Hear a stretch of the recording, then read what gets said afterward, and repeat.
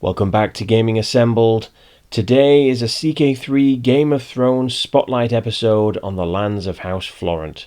Thank you for joining us. Before we start, we'd love to hear from you. So like, comment and subscribe to the channel and interact with us on social media. And thank you to Nana Atkins and Michelle Howard for subscribing already. Let's get started. Welcome back to Westeros. Welcome back to the Reach in this case. This is another of my region spotlight special episodes, this time looking at Brightwater Keep, the lands of House Florent. Now, this has come from the comments once again. This has been a request, and I'm quite happy with it really, because as a roleplay character, as a roleplay dynasty to play with, there is quite a lot to work with here. So, in terms of as a starting point, let's talk about who they are. Now, House Florent are a fairly prominent house within the Reach. They're perhaps not quite as prominent as, say, the High Towers of Old Town. I mean, they are fairly sizable and things, but they're still reasonably heavyweights in a way. They are said themselves, they contest that they are descended from Garth Greenhand, who was once the king of the Reach. And the idea is specifically they claim descent from Floris the Fox, who was one of his daughters. Now, she was quite an interesting character in her own right, in that she was said to have 3 husbands, all at the same time, none of whom knew about the others. And there are 3 houses, the Florents, the Peaks, and House Ball, who are up there. They are all said to be they were all said to be founded from the children of hers with her 3 husbands. And so this was, of course, in the age of heroes, when everything went, anything went in those times. They could do what they wanted, clearly.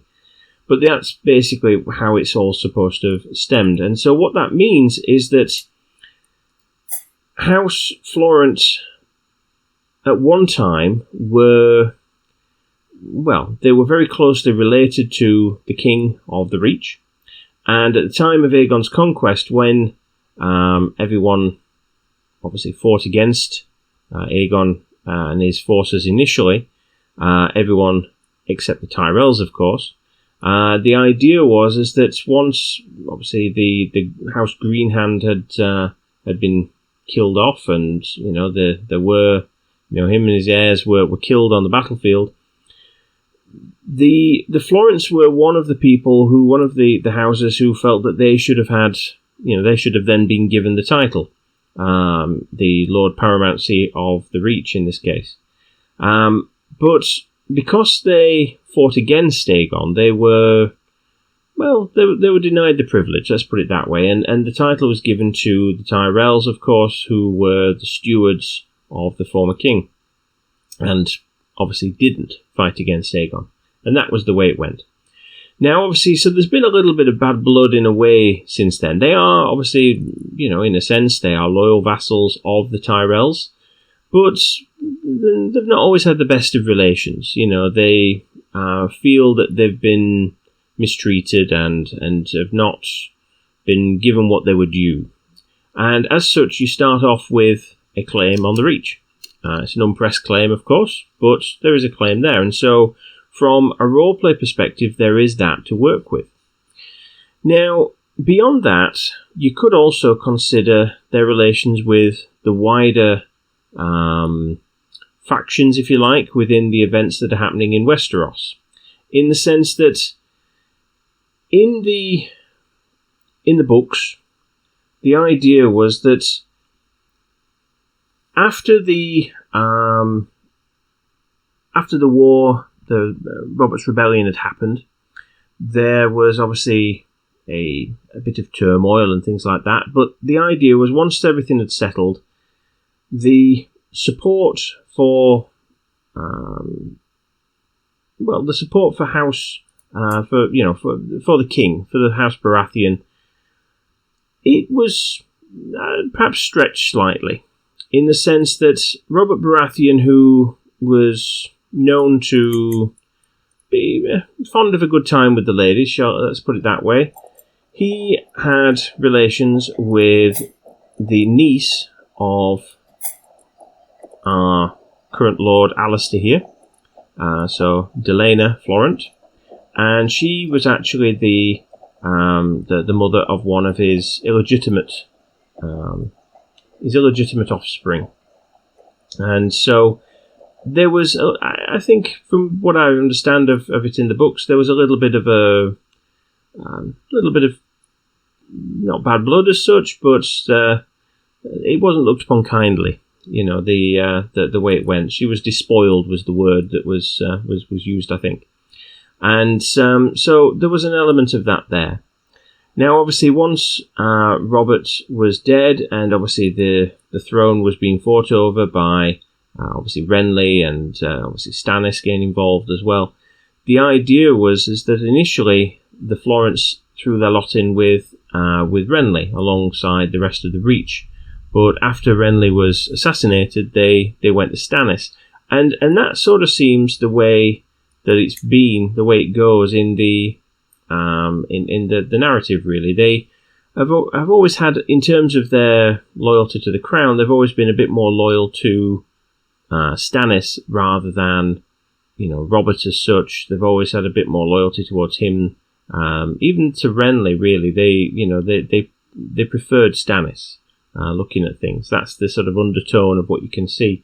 So again, there's, I suppose, depending on which bookmark you're playing in this game, if it's the second one, if it's the Crowned Stag and things, obviously, if anything did happen to Robert, then obviously, you know, that's something to consider.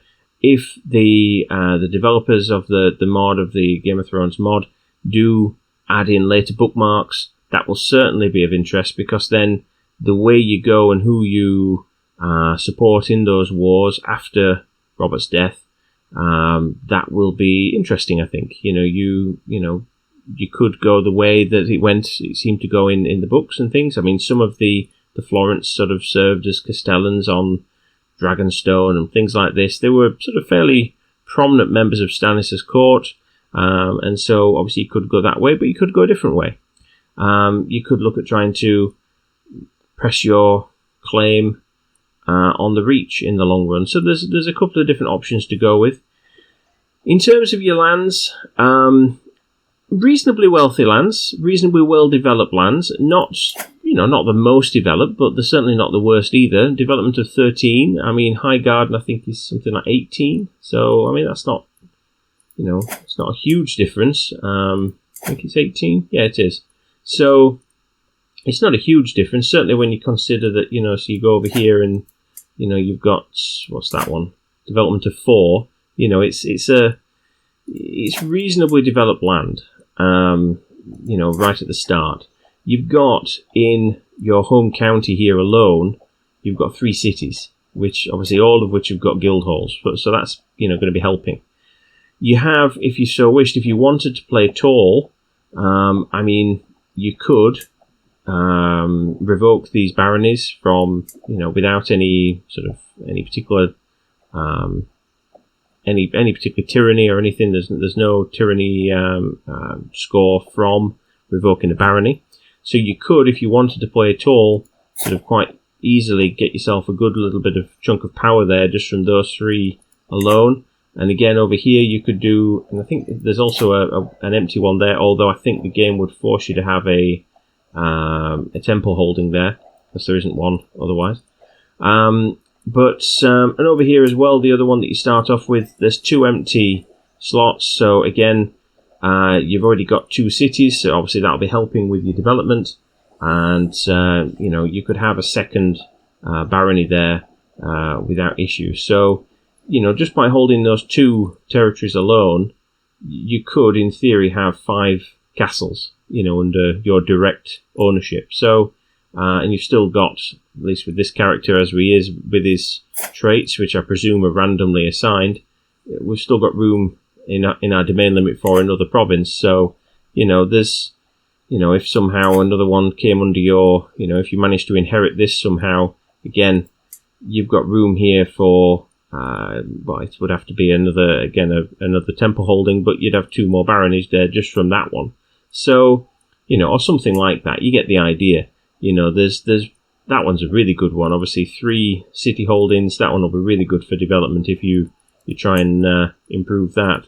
So, 3 guild halls within the same province there, within the same county. So that's pretty good, really.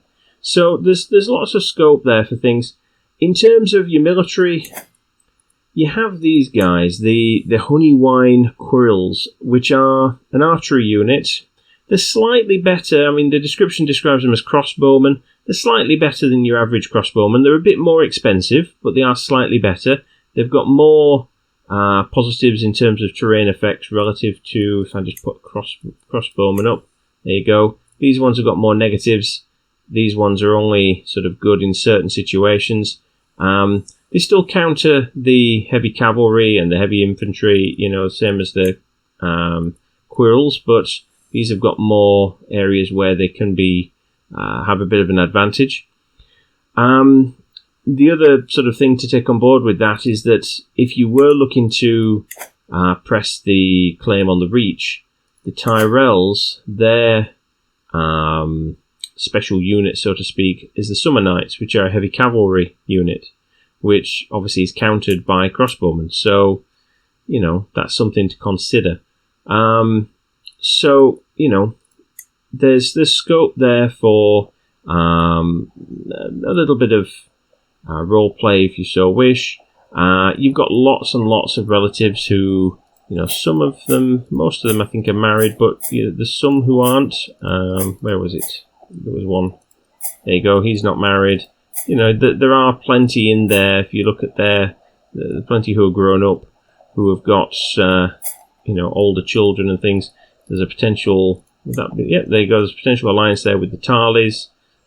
So, there's scope there for you to be a reasonable powerhouse, in terms of, if you play it right, I mean, the Tarleys would be a good alliance, so the scope there, you are fairly well connected, within the houses of the Reach. You could probably quite easily, if there was someone within House Hightower, if there isn't already a connection there, you could probably find someone who is fairly easily, and then you've got the Tarleys and the Hightowers on your side. So getting a power block together of support would potentially be relatively straightforward, having people nearby who could support you in war.